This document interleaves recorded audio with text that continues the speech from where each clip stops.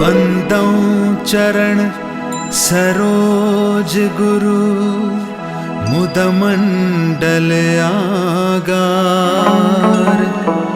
जहि सेवत नर होत हैं भवसागर के पार। ओ साहिब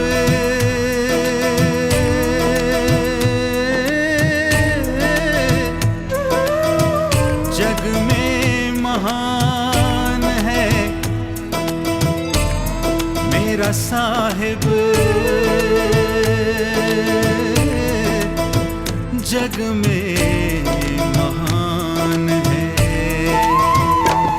तेरे चरणों में मेरी जान है, मेरा साहिब सत्य समान है। मैं बंदगी साहिब की करूं, मेरा साहिब ही भगवान है। साहिब जग में महान है।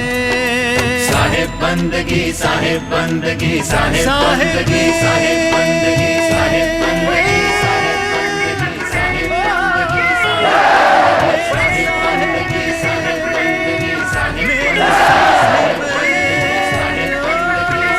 बंदगी, साहिब मेरा साहिब।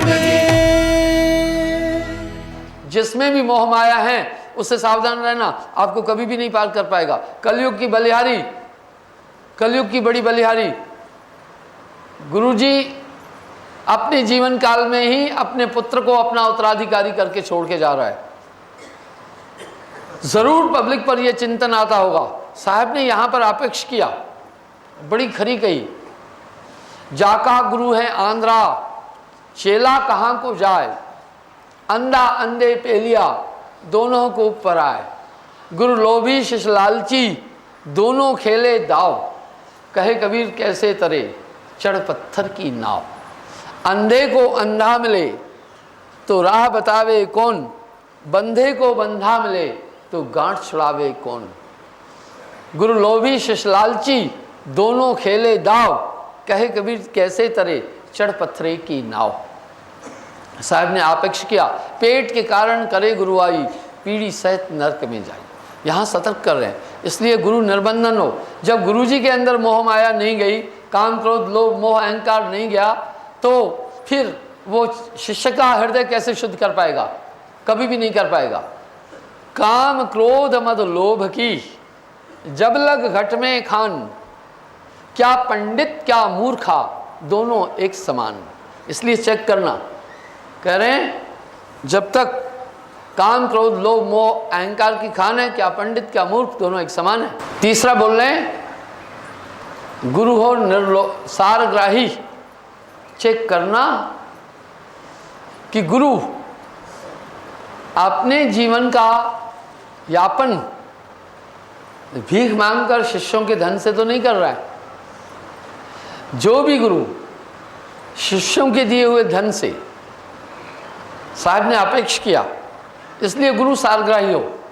ध्यान देना, जो भी गुरु शिष्यों के दिए हुए धन से ऐश्वर्य करता है, आनंद और सुख भोगता है, वो दोषी है। चेक करना, ये दोष है। मेरे विचार से जब भी कोई व्यक्ति परमात्मा के नाम पर लिए हुए धन से अपने परिवार का पोषण करता है या निजी कार्यों में लगाता है, वो 3 लोगों से धोखा करता है। पहला तो वो ईश्वर से धोखा करता है, उसके नाम पर प्राप्त धन को अपने घर में लगाता है। दूसरा, उन भक्तों से धोखा करता है जिन्होंने उन्हें परमात्मा के लिए धन दिया, परमात्मा का रहनुमा अगुवा मानकर, और उसने अपने लिए लगाया, तो ये भक्तों से भी धोखा है। तीसरा, सरकार से भी धोखा करता है, गवर्नमेंट से, क्योंकि संस्था रजिस्ट्रेट करा करके टैक्स वगैरह भी नहीं दे रहा है, करोड़ों की प्रॉपर्टी का व्यक्तिगत रूप से प्रयोग कर रहा है। तो ये 3 तरह से धोखा है, 3 लोगों से बड़ा धोखा है। इसलिए महापुरुषों ने अपने जीवन काल में कभी भी लोगों के दिए धन से ऐश मौज मस्ती या परिवार का संचालन नहीं किया। साहब ने इस पर आपेक्ष किया, सतर्क और सावधान करके बोला, पेट के कारण करे गुरुआई, पीड़ी सहत नरक में जाई। ये दोष है, ये चोरी है। इसलिए चेक करना कि गुरु सारग्राही है या नहीं है, अपनी जीविका अपनी कमाई से गुजारता है या नहीं है। रविदास जी महाराज ने एक एग्जाम्पल दिया कि राजा पीपा जैसी शख्सियतें, हस्तियां उनकी शिष्य थी, लेकिन राजा पीपा से उन्होंने कभी भी कुछ नहीं लिया और 2 जूतियां रोज गांठ करके अपनी जीविका का उपार्जन करते थे। उनमें से 1 जूती देते थे दान में गरीब को, 1 से अपनी जीविका का उपार्जन करते थे। और अगर हम देखें कबीर साहब को, तो राजा वीर सिंह बघेल, नवाब बिजली खान पठान जैसी शख्सियतें उनके शिष्य थे, पर एक झोपड़ी में रहे और उन्होंने चरखे के द्वारा ही अपनी जीविका का निर्वाह किया। तुकाराम जी को देखें, बड़ी बड़ी हस्तियां उनके संपर्क में थी, लकड़ी काटकर जीवन का यापन किया।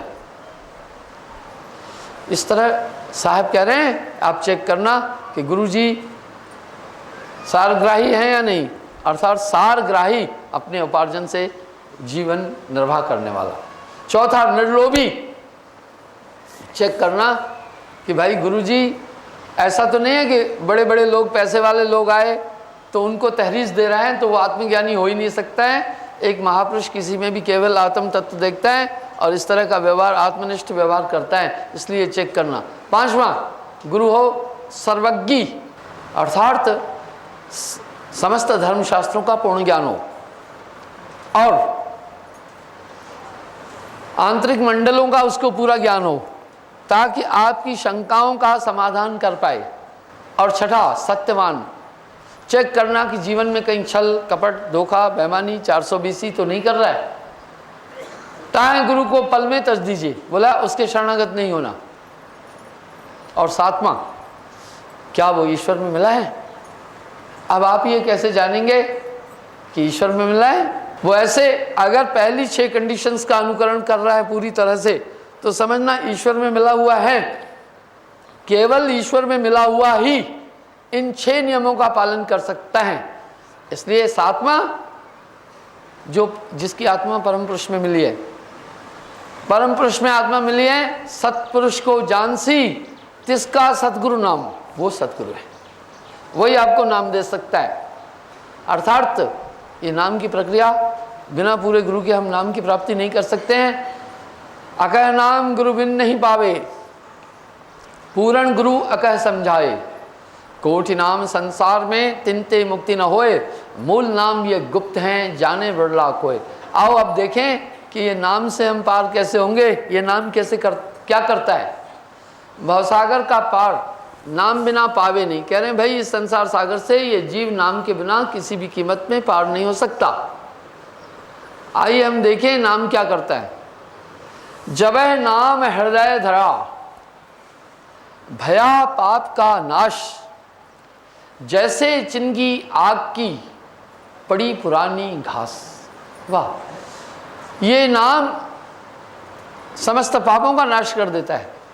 जैसे आग की एक चिंगारी करोड़ों घास के तिनकों को भस्म करने में सक्षम है, इस तरह नाम समस्त पापों को नाश करने वाला।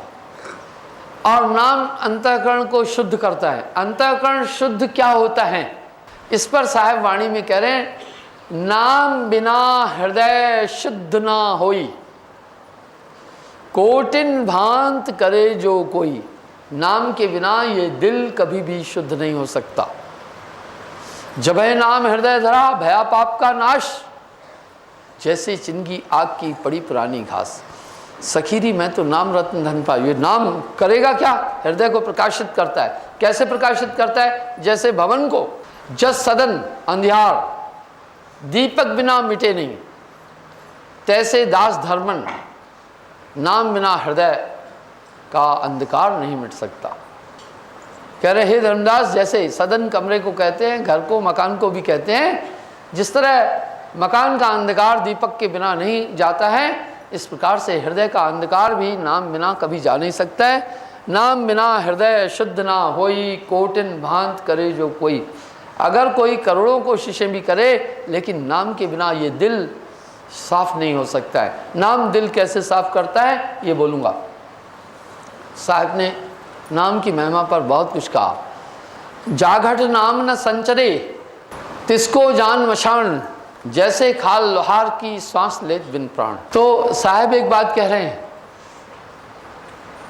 कि नाम बिना हृदय शुद्ध ना होई, कोटिन भांत करे जो कोई। चाहे कोई करोड़ों प्रयास भी करे, पर ये दिल नाम के बिना शुद्ध कभी हो ही नहीं सकता। तो ये नाम फिर कैसा है? ये नाम कोई चेतन चीज है? नाम दिल शुद्ध कैसे कर सकता है? पकड़ कर नाम का झाड़ू, सफा कर हुजरे ए दिल को। चाहे साहब ने कहा भक्ति न होए नाचे गाए, भक्ति न होए मृदंग बजाए, भक्ति न होए तीरथ डोले, भक्ति न होए पाहन से आ का तो सूझा। बिमल बिमल गाए और रोए, मन ही हंसे मन ही गाए, मन ही रोए मन ही सोए। आज हमारी कथाओं और सत्संग आदि का स्तर कैसा हो गया? एक दो किस्से बता देंगे, एक दो फार्मूले बता देंगे, वो तो हम सबके जीवन में हैं, कोई बड़ी बात नहीं है। एक तत्वदर्शी एक अजूबा बोलता है जो दुनिया में कोई भी नहीं बोलता है, फिर एक दो चुटकुला बता देंगे, फिर एक आध भजन हो जाएगा, फिर एक आध बार रो लेंगे, एक आध बार उदास हो जाएंगे, एक आध बार व्यायाम का कुछ तरीका आ जाएगा, एक आध बार फिर हंसने लगेंगे, फिर नाचने लगेंगे। स्तर आज हमारे प्रवचन का ये हो गया है। ये नहीं है सत्संग। कथा और सत्संग में एक अंतर है। कथा तो मस्तिष्क से प्रफुल्लित होने वाला एक चेतना है, और सत्संग आत्मा से प्रफुल्लित होने वाली एक ज्ञान की गंगा है, जिसमें आदमी डुबकी लगा करके निर्मल हो जाता है। और ये केवल महापुरुष ही कर पाते हैं।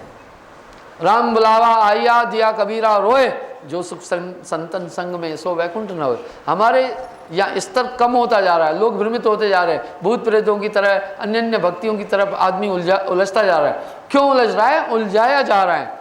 इसलिए महापुरुषों ने आकर के मनुष्य को चेतन किया कि दिल में खोजो, दिल में खोजी यही करीमा रामा। हे मनुष्य तू जाग, तेरे अंदर असीम भंडारे भरे पड़े हैं। तो भाइयों हम देखते हैं ये नाम हमारे अंतःकरण को शुद्ध करता है। नाम बिना हृदय शुद्ध ना होई, कोटिन भांत करे जो कोई। नाम सजीव है, नाम चैतन्य है, नाम हमें चेतना देता है, नाम हमारे दिल को शुद्ध कर देता है। ये नाम दिल को शुद्ध कैसे करता है? आओ देखें, दिल अशुद्ध कैसा है? क्या हम सबका दिल अशुद्ध है क्या? किसी को कहें कि अशुद्ध हृदय है तो मानता नहीं है, पर सुनो, हाँ अशुद्ध यानी हृदय में अंधकार है और ये नाम रोशनी करता है। अब कोई कहे जी नहीं हमारे दिल में तो अंधेरा नहीं है, अंधेरा होता तो हम 500 वोल्ट का एक मरकरी और ट्यूब फिट कर देते कि वो अंधकार भग जाएगा। नहीं नहीं नहीं नहीं, ये अंधकार नाम बिना हृदय शुद्ध ना होई, कोटिन भांत करे जो कोई। ये अंधकार नाम के बिना नहीं जा सकता। अंधकार कैसा है? आओ दिखाता हूँ अंधकार। हर इंसान के अंदर काम, क्रोध, लोभ, मोह, अहंकार आदि मत्सर एक्टिव है। राग, द्वेष, ईर्ष्याएं, विषय विकार भरे पड़े हैं, ये नजर नहीं आ रहे हैं। मन, बुद्धि, चित्त, अहंकार अपनी क्रियाएं कर रहे हैं, ये कुछ भी दिखाई नहीं दे रहा है। ये है अंधकार। ये क्या कर रहे हैं? चाहे अनचाहे हमारे आत्म तत्व को विनाश, झूठ और दुनियावी चीज़ों की तरफ ले जा रहे हैं। ये है अंधकार। और सबसे बड़ी विडंबना, सबसे बड़ी समस्या ये है कि ये दिख नहीं रहे। गुस्सा आता है, अपना पूरा काम करके छिप जाता है, दिखता ही नहीं। कहाँ से आया, कहाँ चला गया, पता ही नहीं चला। और आदमी को जब क्रोध आया तो किसी का हाथ तोड़ दिया, किसी को गाली दी, किसी को मुक्का मारा, किसी को कुछ कर दिया। इस तरह विषय विकार आते हैं, आदमी अंधा सा हो जाता है। ये मत्सर हृदय में निवास करने वाले नजर नहीं आ रहे हैं। ये है हृदय का अंधकार। इसमें कायागढ़ जीतो मोरे भाई, ये है शुद्ध अध्यात्म कि आत्मा को बांधने वाले ये शत्रु हर एक इंसान के अंदर हैं। इसलिए साहब वाणी में कह रहे हैं, कायागढ़ जीतो मोरे भाई, तेरी काल अवध तर जाई। काम, क्रोध, मद, लोभ सब मिलकर हैं ठकुराई। इस काया के अंदर काम, क्रोध, लोभ, मोह, अहंकार आदि का राज्य चल रहा है। ये आत्मा इनके कहने पर चल रही है। बहुबंधन ते बांधिया, एक विचारा जीव जीव बेचारा क्या करे जो न छुड़ावे पीव। बहुत से बंधनों से आत्मा बंधी है और ये सब जो चाहे कराते हैं। मोह उठता है तो ममता ले आता है, जब ममता आती है तो प्रिय लगते हैं बेटे बेटियां घर द्वार। ये आत्मा को नहीं लगा, ये मोह का कमाल था, ये मोह का कमाल था। जैसे किसी ने भांग खाई तो बस अब 5-5 6-6 चीज़ें नज़र आने लगती हैं, एक की 5-5 चीज़ें नज़र आती हैं, एक वो 5 चीज़ें नहीं है, ये था भांग का कमाल। इसी तरह ये मोह का कमाल, जब मोह उठता है तो सभी प्रिय लगने लगते हैं और आदमी फिर छल कपट दगा धोखा बेईमानी मेरा मेरा कहने लगता है। इस तरह जब क्रोध अपनी क्रिया करता है तो आदमी में हिंसा आ जाती है और किसी को भी क्षति पहुंचाना आनंददायक लगता है, मारूं कूटूं बस ये दिल करता है। ऐसा मज़ा आता है मारने कूटने में तब कि पूछो ही नहीं। पर जब वो क्रोध चला जाता है फिर वो हाय ये क्या कर दिया मैंने, ये तो बड़ा गलत कर दिया और मैंने उसको मार दिया और कहीं मुकदमा भी बना। लेकिन जितनी देर वो शत्रु हाजिर रहते हैं सब कुछ प्रिय लगता है, अच्छा लगता है। विषय विकारों में भी मनुष्य को बड़ा प्रिय लगता है। बलात्कार कर रहे हैं, चोरियां कर रहे हैं और परिस्त्री गमन कर रहे हैं, वो प्रिय लगता है। क्यों लगता है? उस समय काम आया। ये सब दुश्मन अपना दाव लगाने के बाद गुम हो जाते हैं। इन्हीं बंधनों में आत्मा बंधी है। ये बंधन बड़े अजूबे हैं, ये बंधन बड़े निराले हैं। ये बंधन है काम क्रोध लोभ मोह अहंकार के। इस तरह अहंकार आता है आदमी किसी को भी नहीं गिनता है। किसी ने थोड़ी बात कर दी अहंकार खड़ा हुआ, कहता है अब नहीं छोड़ूंगा, अब नहीं जीऊँगा, मेरा ये अपमान हुआ फलाना। राग द्वेष आदि ये अहंकार से उत्पन्न होते हैं। अजूबी बात यह है कि ये शत्रु नज़र नहीं आ रहे हैं, पर जब नाम की रोशनी आती है तो ये नज़र आने लगते हैं। जब ये नज़र आते हैं तो क्या होता है, इनसे हम सावधान हो जाते हैं, फिर इनका जोर नहीं होता है। इसलिए ये नाम की रोशनी के अंदर ही नज़र आएंगे, चाहे कोई कितना भी तप करे ये नज़र नहीं आते। अर्थात वेद शास्त्रों में हम आख्याएँ कथाएँ आदि पढ़ते और सुनते हैं कि ये प्रबल शत्रु हैं, ये काबू नहीं आते हैं। काम प्रबल अति भयंकर, साहब कह रहे हैं काम प्रबल अति भयंकर महादारुण काल, ये महाशक्तिशाली। गण गंधर्व यक्ष किन्नर सब हैं कीन बेहाल। साहब ने कहा काम ही काल रूप हैं भाई, ये काम ही काल रूप हैं। इसलिए जब तक काम मार रहा है समझना काल पक्का पक्का मारेगा। साहब वाणी में कह रहे हैं काम क्रोध मद लोभ कि जब लग घट में खान, क्या पंडित क्या मूर्खा दोनों एक समान। और कह रहे हैं काम प्रबल अति भयंकर महादारुण काल, यही काम काल है। गण गंधर्व यक्ष किन्नर सब हैं कीन बेहाल। गण गंधर्व यक्ष किन्नर सबको बेहाल किया, ये बहुत बड़ा शत्रु है। सबे लूटे, सबको लूट लिया, विरला छूटे गुरु ज्ञान दीपक जिन गयो, केवल वो बचे कहे कबीर कोई उबरा ले सतगुरु की ओट। वरना हम देख रहे हैं इन शत्रुओं से कोई भी बच नहीं सकता है, डुबा देती है। आत्मा को इस संसार सागर में डुबाने वाले ही ये शत्रु हैं। तेरा बैरी कोई नहीं, तेरा बैरी मन। ये काम क्रोध लोभ मोह अहंकार ये कहाँ से उत्पन्न होते हैं? जैसे आग की वृत्ति है, उससे तपिश और रोशनी दो चीज़ें पैदा हो जाती है। वायु की एक वृत्ति है, उससे स्पंदन पैदा हो जाता है। इस तरह काम क्रोध लोभ मोह की उत्पत्ति मन से होती है। इसलिए मन को कोई समझ ही नहीं पा रहा है, मन को कोई देख नहीं पा रहा है। मन को कोई देख न पाए नाना नाच दिखावे, जो कोई कहे मैं मन को देखा उसकी रूप न रेखा। पलक पलक में वो दिखलाए जो सपने नहीं देखा, संतों मन का करो विवेका। इस तरह ये उत्पन्न करने वाला मन अर्थात हमारी आत्मा को बंधन में डालने वाला है तो कोई अगर है तो वो है मन। मेरे साहिब की क्या शान है, रोशन ये सकल जहान है। मेरे साहिब की क्या शान है, मेरे साहिब की क्या शान है। रोशन ये सकल जहान है, मेरे साहिब की क्या शान है। साहिब मेरा, मेरा साहिब मेरा।